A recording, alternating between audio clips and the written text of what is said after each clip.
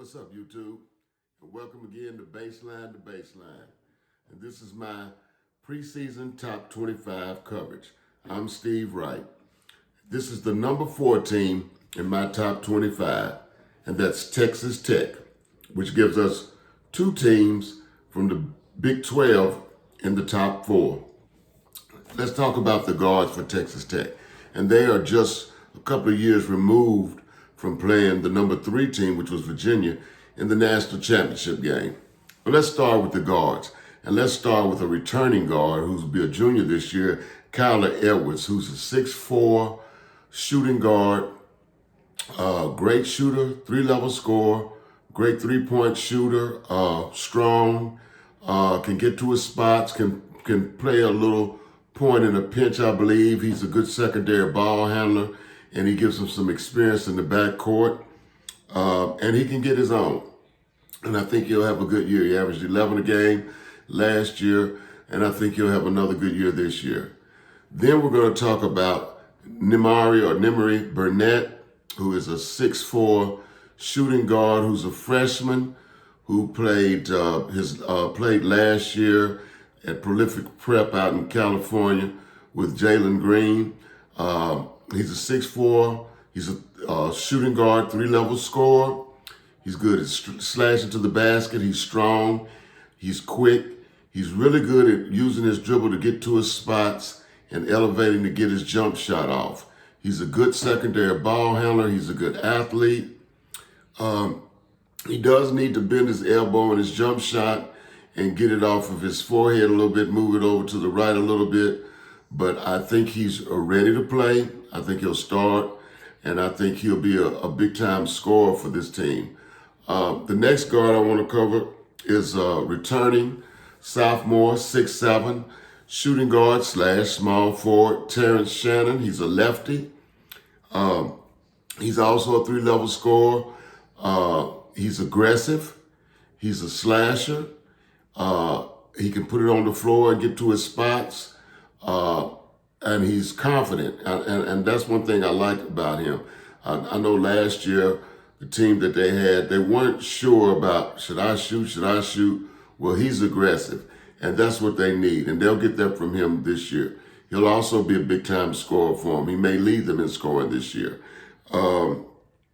He's good at getting to his spots, capable of having big nights. He's long, and he's a lefty. The next guard I want to cover is a transfer from Georgetown, 6'2", Mac McClung. He's a shooting guard. He's a great athlete. He was on a lot of highlights with his dunking prowess coming out of high school. He's a 3-level scorer. He's aggressive. He's strong. He's quick. He can get to his spots. And he's the type of player they need because he won't have to be sure, should I shoot now, should I pass? No, he's going to try to shoot. And that's what they need, an aggressive kid that's going to go in and try to get his own. And he can get his own, and he fits well into this system. The next guard I want to cover is Kevin McCullough, who came on for them near the end of the season last year. He's a 6'6", shooting guard / small forward. I believe he could also play a little point.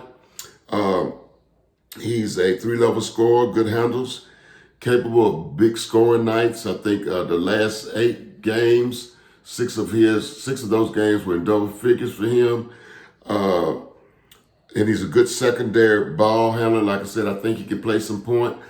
I think he's ready to play this year. I think that last year was a good stepping stone for him, especially near the end of the year. And I think he'll be ready to go this year for him. The next player I want to cover is another transfer from Wichita State, and that's 6'4" combo guard, Jamarius Burton. He gained his eligibility. The NCAA granted him a waiver like they did Mac McClung. Well, Jamarius is a combo guard. He can score at all 3 levels, but he's really good at scoring the ball at 2 levels. He's strong. He can finish at the hole. He's got good touch in the mid-range. Of course, he's a defender, but he's a what I call a power guard. and that gives him an added bonus, and he will defend. The next player I want to cover is a sophomore. He's a point guard. His name is Clarence Nadolny. Didn't play a whole lot last year. He was a 3-star high school point guard, but he can play. He's a 3-level scorer. He's quick. He's shifty. He can pass, real good passer. Good at getting in the lane. Like I said, he's a 3-level scorer. He's going to have to be ready to step in and play a major role for this team this year. Even though they have Burton and McClung, they need this guy to be the point guard coming in, especially after they lost Moretti. They didn't think they were going to lose Moretti, and they ended up losing Moretti, who was a point guard who was going to be a starter coming back. So they really need Clarence to step up. He's got the ability to step up, and he's got a coach that's going to have faith in him. So I think he's ready, and I think he'll have a good year. Moving on to the forwards, and a lot of these forwards that I'm going to cover for Texas Tech are swing players. And I'm going to start first with Micah Peavy, who's a freshman, 6'5", great athlete, puts it on the floor, good moves off the bounce to get to the hole and score. He can score through contact. He can get to his spots. He's a 2-level scorer, but I also think by watching him handle the ball on film, I think that he could also play some point guard. This is a versatile team, and I think he is versatile. He's strong. He's got good hops. He can finish through contact. I think he'll extend his range because they'll work on his shot. But he's going to be a valuable asset to this team. The next forward I want to cover is also a freshman, Chibozo Agbo, who's a 6'7" small forward, shooting guard. He's strong. I really like this kid's shot. He's strong. He's a strong ball handler. He can get to his spots on the floor off the dribble and raise up and shoot. He's a real good 3-point shooter. He's a good finisher. He's an asset to them. He's got a college made body. He's strong. I think he will play this year. I think they'll play most of their freshmen this year, and they'll get after him. Of course, he will defend. He's quick, but he was really a good shooter and getting to his spots. The next forward I want to cover was probably one of the, if not the most, but one of the most prized people in the transfer portal, and that's Marcus Santos Silva, who came from VCU. He is really good around the basket. He's strong. He's got good touch. He's got good moves to score in the paint. He's a good athlete. He was a little on the heavy side last year. I think he's dropped some pounds probably, but he can play. He gives them a paint presence on offense and especially on offense, but on defense too.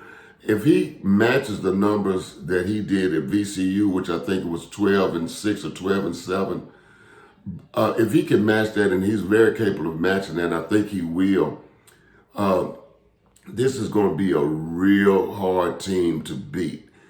He's going to give them something in that paint area.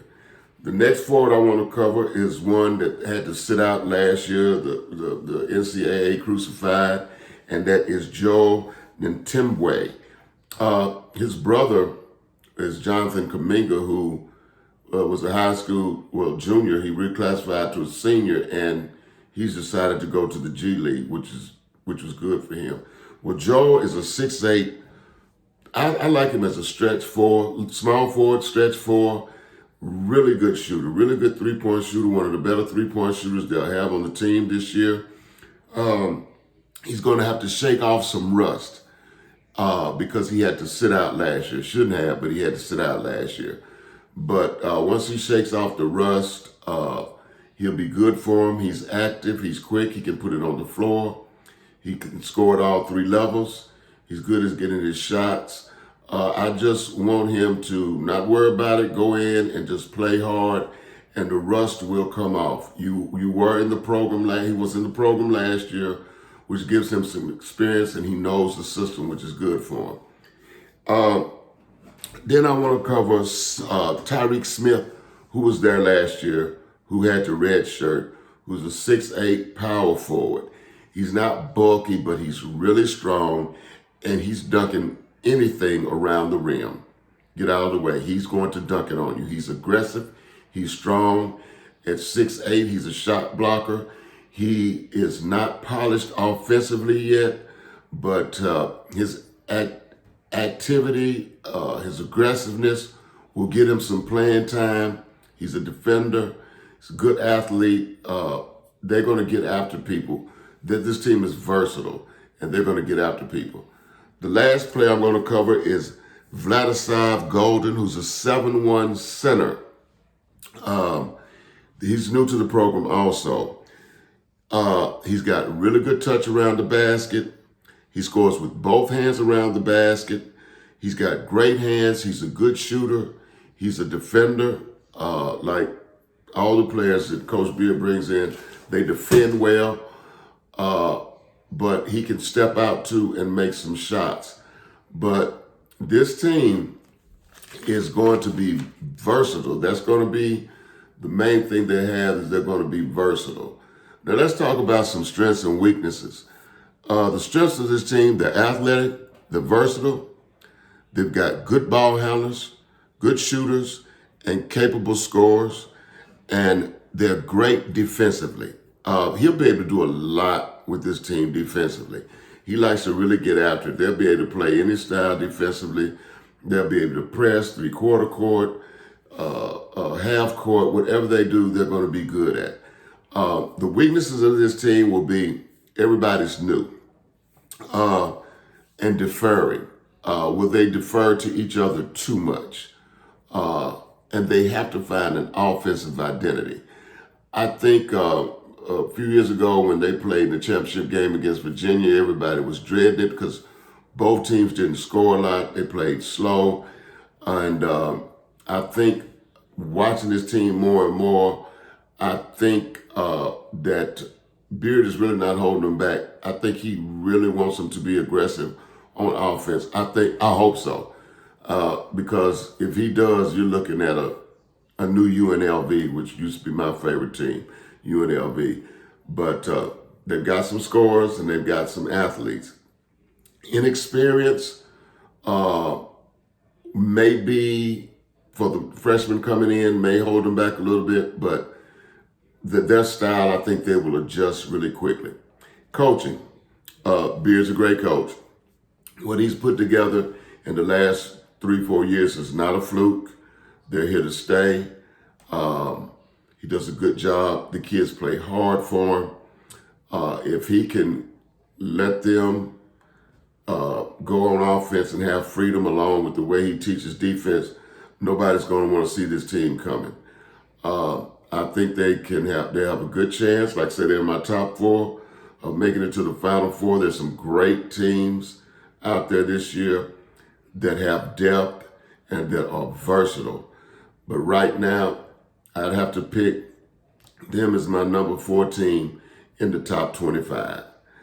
I'll see you next time. Please hit like, subscribe, and share. Thank you to everyone that has subscribed. Hit the bell so you'll get a notification, and I'll see you next time. Thank you.